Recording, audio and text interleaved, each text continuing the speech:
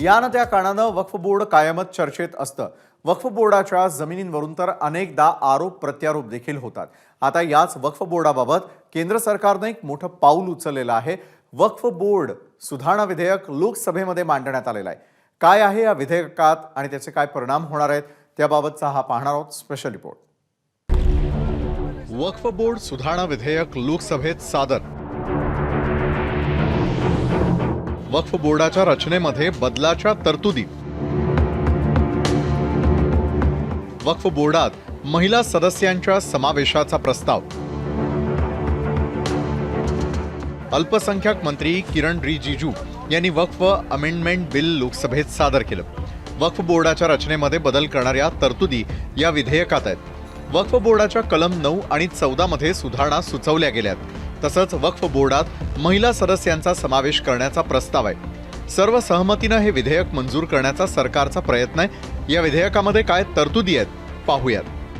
केंद्रीय वक्फ काउन्सिल आणि राज्यांच्या वक्फ बोर्डावर बिगर मुस्लिम आणि मुस्लिम महिलांना प्रतिनिधित्व, मालमत्ता वक्फ प्रॉपर्टी म्हणून घोषित करण्याच्या अधिकारांवर निर्बंध।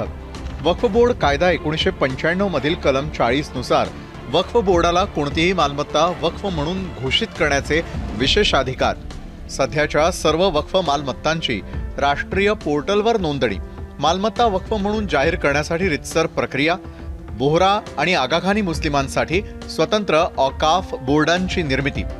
केंद्रीय वक्फ काउन्सिलमध्ये बिगर मुस्लिम आणि मुस्लिम महिलांसोबतच सुन्नी, शिया, बोहरा आणि आगाखानी समुदायाला प्रतिनिधित्व। वक्फ बोर्डाकडे देशभरात कोट्यवधी किमतीच्या जमिनी आणि मालमत्ता असल्याची माहिती आहे। देशभरातल्या 30 वक्फ बोर्डांकडे 9.4 लाख एकर जमीन, सैन्य दल आणि रेल्वेनंतर वक्फकडे सर्वाधिक जमीन। इतक्या मोठ्या प्रमाणात जमीन असलेल्या वक्फ बोर्डावर आजवर अनेकांनी आक्षेप घेतलाय। वक्फ बोर्डावर अतिक्रमण आणि भ्रष्टाचाराचे अनेक आरोप। देशभरात जवळपास 9.4 लाख एकर जमीन, अनेक जमिनींवरती बेकायदा कब्जा केल्याचे आरोप। लोकसभेत सरकारकडून हे विधेयक सादर केलं असलं तरी काँग्रेससह समाजवादी पार्टी, उद्धव ठाकरेंची शिवसेना, MIM, शरद पवारांच्या राष्ट्रवादीसह अनेक पक्षांनी या सुधारणा विधेयकाला विरोध केलाय। बिलावर दोन्ही बाजूंना चर्चा होतील आणि चर्चेनंतर ते बिल पास होतं करायचं का नाही करायचं हे सरकार ठरवेल। बिलावर दोन्ही बाजूंना चर्चा होतील आणि चर्चेनंतर ते बिल पास होतं करायचं का नहीं करायचं ये सरकार ठरवेल। ये जो आप बिल ला रहे हैं, आप देश को बांटने का काम कर रहे हैं, जोड़ने का काम नहीं कर रहे हैं। आप दुश्मन हैं मुसलमानों के, उसका सबूत ये बिल है।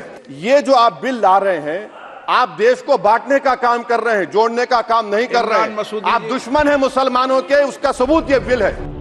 आता लोकसभेत हे विधेयक मांडतानाच त्याला विरोध करणं सुरू झालंय। त्यामुळे हे विधेयक दोन्ही सभागृहात मंजूर करून घेणं ही सरकारसाठी मोठी परीक्षा असणार आहे।